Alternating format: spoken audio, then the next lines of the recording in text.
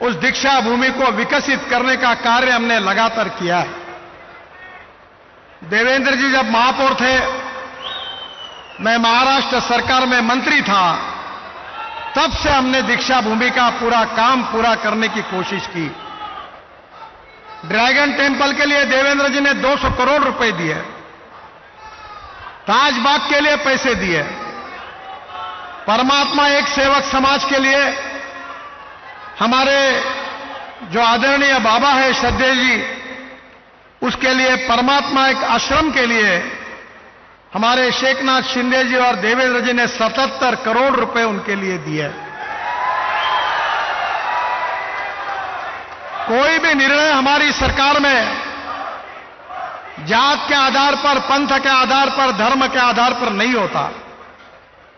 प्रधानमंत्री ने उज्ज्वला योजना की शुरुआत की, क्या कभी उसमें कोई जातिवाद हुआ? हिंदू, मुसलमान, कोई भी हो, दलित हो, आदिवासी हो, सबको उसका फायदा मिला। आयुष्य योजना में कोई हमने जातिवाद किया? सबका साथ, सबका विकास और सबका प्रयास, इसी तत्व को लेकर हमने कार्य किया है। 60 साल में जो कांग्रेस नहीं कर सकी, वो नेतृत्व में हिंदुस्तान की तस्वीर बदली है। हिंदुस्तान को समृद्ध, संपन्न, शक्तिशाली विश्व की शक्ति बनाने का संकल्प मोदी जी ने किया है। आत्मनिर्भर भारत करने की बात कही है और दुनिया की तीसरी बड़ी व्यवस्था बनाने का संकल्प किया है। बहनों और भाइयों, जो कांग्रेस 60 साल नहीं कर सकी, करके दिखाया जिसका, और दुनिया की तीसरी बड़ी अर्थव्यवस्था बनाने का संकल्प किया है।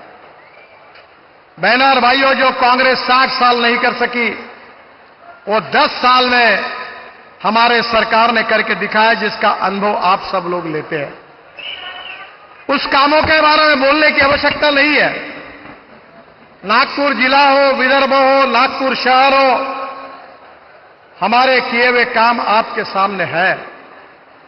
और जब काम के आधार पर हमारे ऊपर कोई टीका टिप्पणी नहीं कर सकते, तो एक फिलॉसफी होती है, एक थ्योरी होती है कि जब कन्विंस करना नहीं होता तो कंफ्यूज करने की कोशिश की जाती है। कांग्रेस के नेता एक ही प्रचार कर रहे हैं कि 400 सीटें मिलेगी तो हम भारत का संविधान बदल देंगे। मोदी जी ने भी कहा, हम सब लोगों ने भी कहा है कि बाबा साहब अंबेडकर जी ने जो संविधान दिया है वो हमारे लिए बहुत ही पवित्र है। वास्तविक रूप से केशवानंद भारती केस में जब सुप्रीम कोर्ट में केस दायर हुई थी, तब सुप्रीम कोर्ट के 7 जजेस ने, बेंच ने यह निर्णय दिया है कि salient features of the constitution can not be change.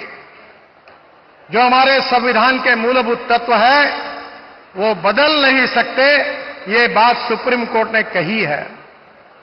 और मैं आप कांग्रेस वालों को यह पूछना चाहता हूं कि आज तक संविधान को तोड़ने का पाप किसने किया है? संविधान को तोड़ने का पाप कांग्रेस पार्टी ने किया है। 80 बार कांग्रेस पार्टी ने संविधान को तोड़ा है। इमरजेंसी के समय, इंदिरा जी के समय ऐसे निर्णय हुए कि जिसमें पूरा हमारा लोकतंत्र समाप्त होने की कगार पर खड़ा था। बहनों और भाइयों, हम इस बात को मानते हैं कि कोई भी व्यक्ति उसकी जात, पंथ, धर्म, भाषा और सेक्स से बड़ा नहीं होता, उसकी गुणवत्ता से बड़ा होता है। इस समाज की छुआछूत, अस्पृश्यता, जातीयता, सांप्रदायिकता सब नष्ट करके सबका साथ, सबका प्रयास, सबके विकास, इसके आधार पर मोदी जी आत्मनिर्भर भारत का सपना लेकर आपके सामने आए हैं। मैं आपको यही कहना चाहूंगा कि जो 60 साल कांग्रेस नहीं